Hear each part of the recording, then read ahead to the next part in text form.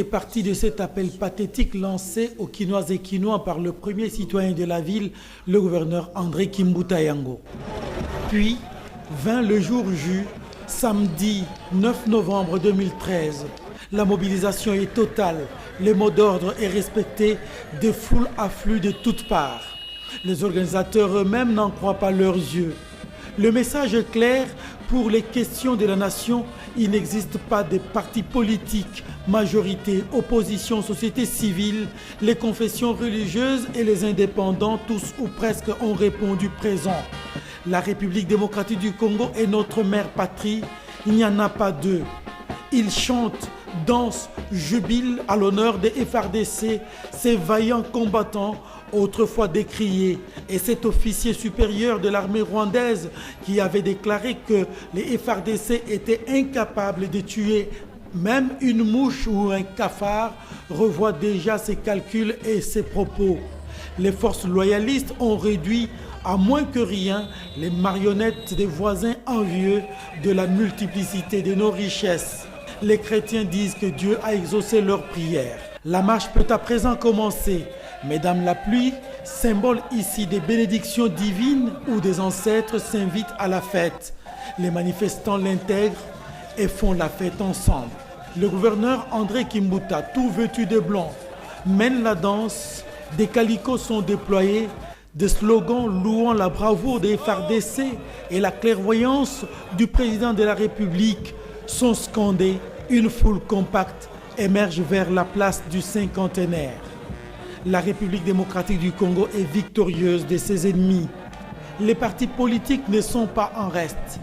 Les sociétés étatiques, les ministères publics, les entreprises privées, toutes les forces vives de la nation chantent à l'unisson. Les 24 communes de la ville capitale sont mobilisées. Tous sont derrière les FARDC et Joseph Kabila, le commandant suprême des FARDC. À la place du cinquantenaire, le gouverneur André Kimbuta remercie Dieu Tout-Puissant.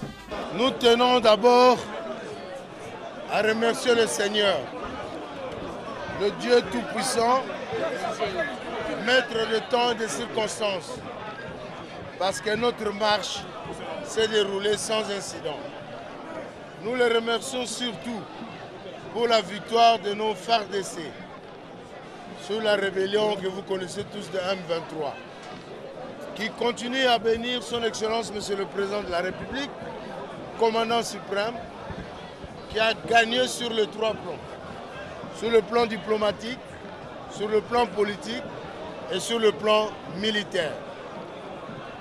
Nous avons organisé cette marche pour exprimer notre joie, notre soutien à nos forces armées de la République démocratique du Congo.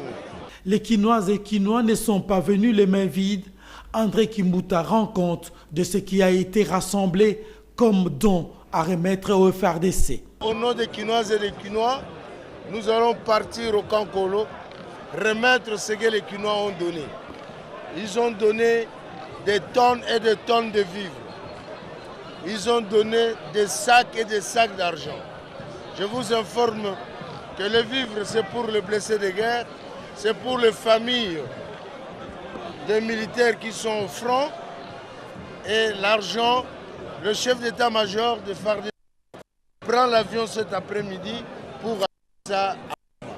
Après cette adresse, quelques personnalités ont exprimé leurs sentiments. Merci au gouverneur de la ville pour son soutien pour le président de la République, pour notre armée qui vient à cause de sa bravoure, à cause de sa ténacité de vaincre au front.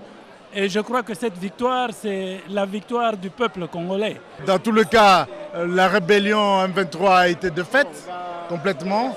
Eux-mêmes l'ont déclaré, ils ont rendu les armes.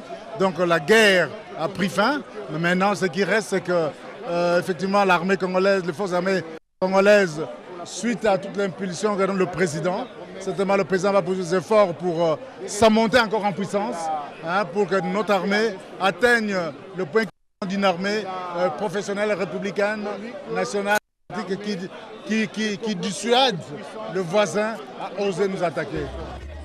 Puis, André Kimbuta, avec lui une délégation représentative de la population quinoise, place le cap vers le camp Kokolo à la rencontre du chef d'état-major général des FARDC, le général Didier Etumba, et du chef d'état-major force terrestre, François Olenga. Le ciel coule ses larmes abondamment, mais les militaires bravent son intrusion et font comme si de rien n'était. Sous cette pluie battante, le gouverneur débarque avec sa suite. Cette visite d'encouragement est teintée des couleurs nationalistes et patriotiques.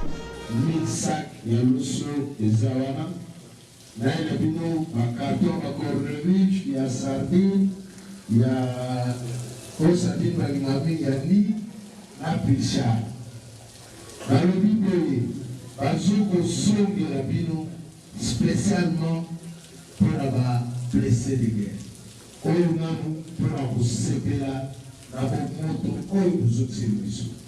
Le chef d'état-major général Didier Etumba, avec toute l'armée derrière lui, remercie les bons visiteurs. Merci encore au commandant suprême, officier généraux, officier supérieur, officier subalterne, sous-officier, caporaux, soldats primatéro, il y a FARDC. Parce que les lots tout le monde, nous avons pour ça tout le monde. Les populations nationales, ainsi que la nation. Mitumba, Oyo, commandant suprême, dans l'ordre qui vous nation qui tout, Kandi, Déloté, Ouimengo. Pour ici, commandant suprême, Nassinae, peuple congolais Mopimba, des années, dans la forme épée, d'année en année. Parfois, on va utiliser, on va sauver un soumoko, à la carte. Ouimengo. On Mitumba, il y a Osanango. Au côté Golo, commandant suprême, Amiko Tisaki et Mokona Kati. Allez au moment de Bané Sini, commandant suprême Yé Mokona Kati. Les appels 204 ans.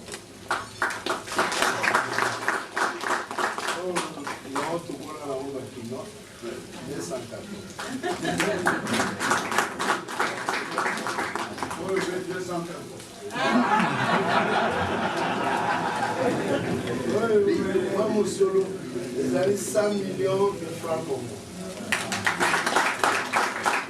Tout a bien commencé et c'est bien terminé. La date du 9 novembre 2013 restera gravée dans la mémoire des FARDC et de celle des Quinoises et Quinois, dont le mariage scellé à l'occasion de la victoire des FARDC sur le M23 restera à tout jamais gravé avec un sentiment de dignité, d'honneur, de grandeur et de fierté d'être congolaise et congolais.